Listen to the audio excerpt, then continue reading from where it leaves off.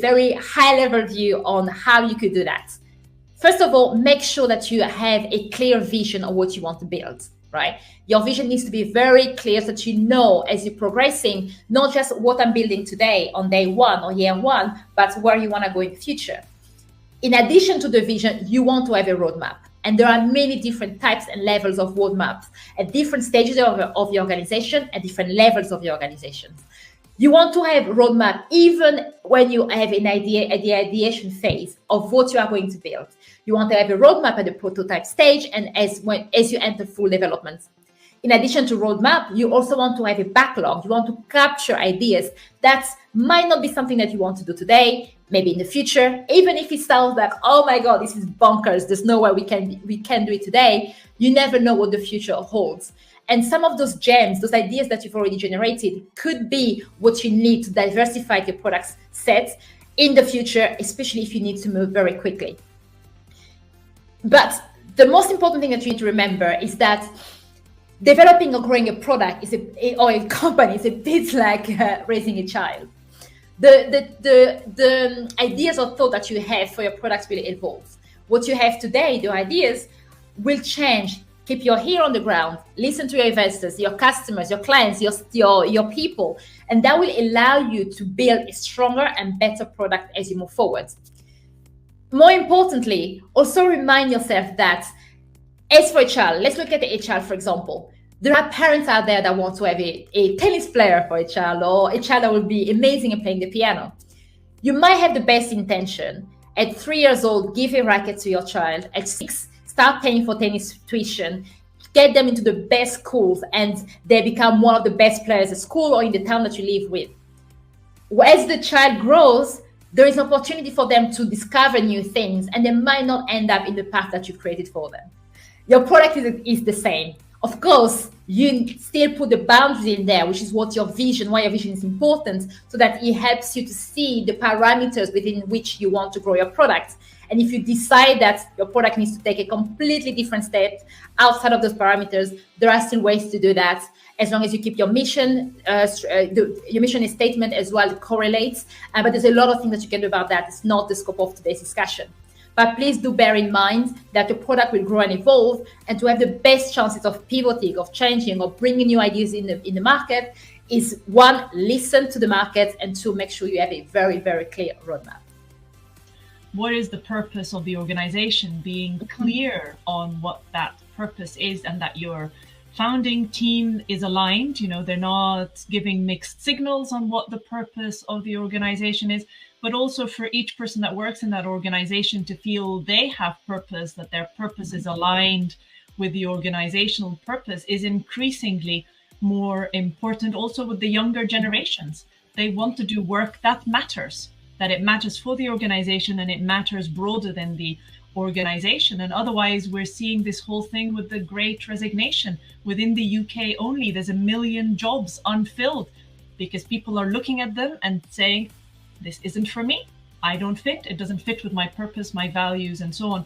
So having that purpose and that structure that brings everyone, supports everyone, nurtures everyone is so critically important. And then, of course, you mentioned culture, and I think this is a good point to expand on that.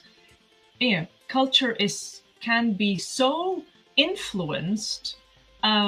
It's funny, isn't it? I'm sure you'll tell us more by how difficult it is to create and maintain a positive culture, and how easy it is for one person to turn a culture more negative. So Nelly, over to you. What are the good practices around creating and maintaining a positive culture? Yes. Culture is one of those things that a lot of people talk about, but you can't really, it's more than just words. It's more, I sometimes say it's a feeling. How people feel in your company is really, it depends on how the culture of the company is. And if you really want to continue building a really good culture of your company, I will suggest that you write down the DNA of your startup. You might not have the time to document absolutely all of the policies and regulations from an HR perspective, but the DNA is the most important one and help you to create the culture. So what do I mean by DNA? So whenever a company, obviously most companies, what they do well, especially as they start scaling, they will talk a lot about their mission, why they exist, and their purpose. They will have that on their social media, and they use that as a tool to attract new people, investments, and new clients. So that's good. The problem is there are three types of startups. Those who think that, who actually, as they start, they really want to make sure that their people come first and then mean it. So they invest in building a great culture from the beginning, and that can be seen in the activities that they run to get the team to work well together, as well as the way that they lead their people.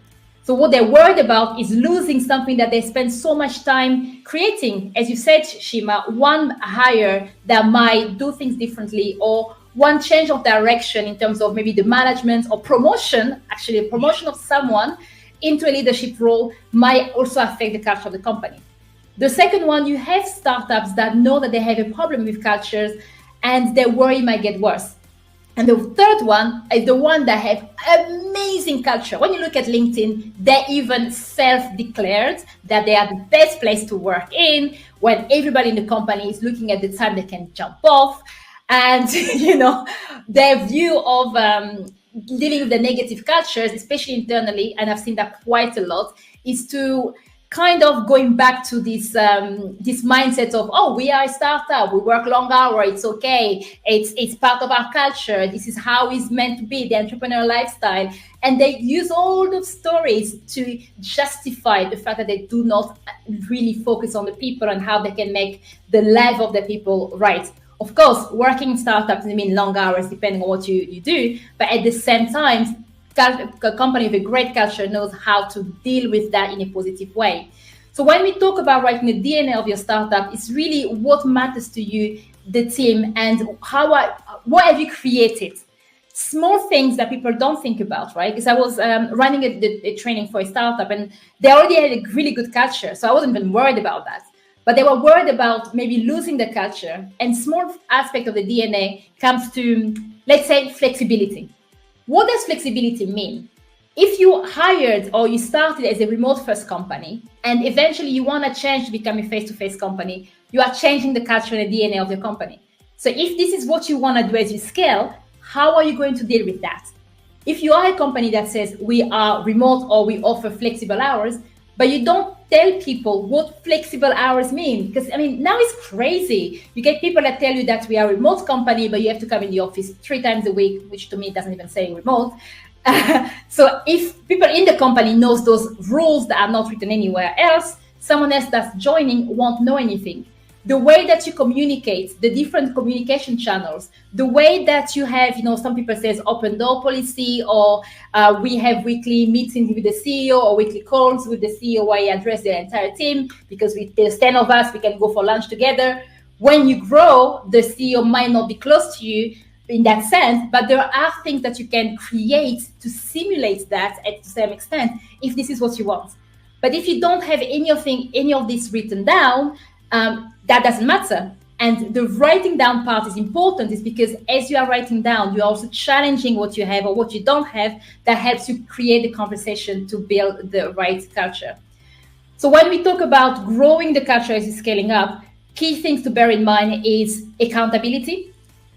As you start as a small team, you have strong affinities. As you grow, 2 things that happen. 1, people get promoted. If they are promoted to the certain role, are they accountable to the delivery for themselves and for the people? If their leadership skill is not quite up to scratch, what are you doing to help them and support them on the way? Because if not, their leadership style might affect the culture of the company.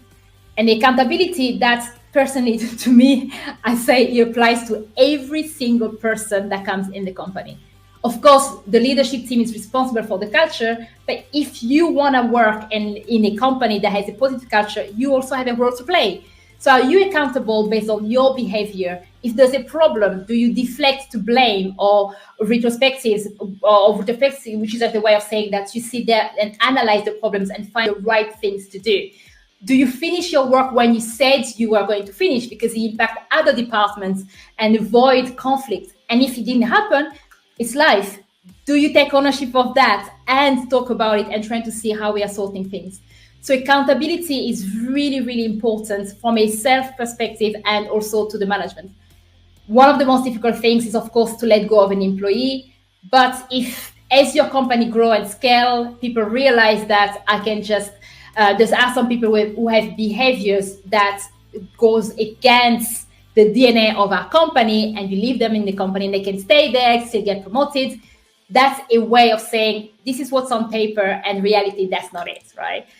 So you might as well just sabotage all the hard work that you've done to grow your culture. So yes, culture is very, very important. It's something that you really need to work on, whether you have it, I mean, I would assume that you have someone in HR and someone that focuses on the people and really spend the time to understand who you want to be and how you want to grow. Now, let's start by looking at staying organized. I know being organized is not for everybody, right? I'm very, very organized.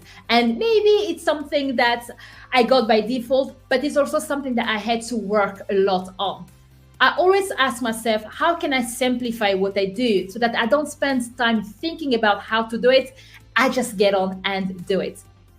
As I've said before, even if you are really busy, even if at the moment you are at the early stage of building your startup, thinking about the features, thinking about building the platform, you still need to bear in mind your network. Remember, there will be a point where you will want to hire new team members. So if you go back to a previous episode on this show, I talked about getting or finding the founding team for your startups. And one of the advice was, do look after your network. So how do you look after your network? Well, we're going to talk about it today. If you want to have your first customers or even introduction to investors, most of that will come as well from your network. So it's important that you do stay organized, whether it's something that comes naturally to you or not. The first thing you want is to have one place for everything. So if you're going to decide that you're going to disconnect after this, then just pick that advice. Just spend the time to put everything that you have in one place. Some people prefer spreadsheets. If that's what you want to do, that's fine. As long as your spreadsheet is organized in the way that it gives you all of the information that you need, what you need to chase up or nurture the contacts. For others, you might use HubSpot as a CRM tool, Insightly, or whatever it is. But what you don't want to have, though, is have a bit of information in emails, some in a task note somewhere, others in a spreadsheet, so that every single time you have to do something for a client or you want to nurture a contact, you spend a lot of time chasing the information. The way I like to say that to my clients is this. If I call you or a client call you and say, in my case, Naili, I want to speak to you in 10 minutes, it's really urgent. How long will it take for me to go back and look at information or important information about that client, potential client, or a contact that I've engaged with before? The longer that time takes, the more I'm losing time and it's really affecting my productivity. So this is why it's important. And again, I will stress that please make sure that everything is in one place. In addition to being in one place, make sure that everything is tagged appropriately.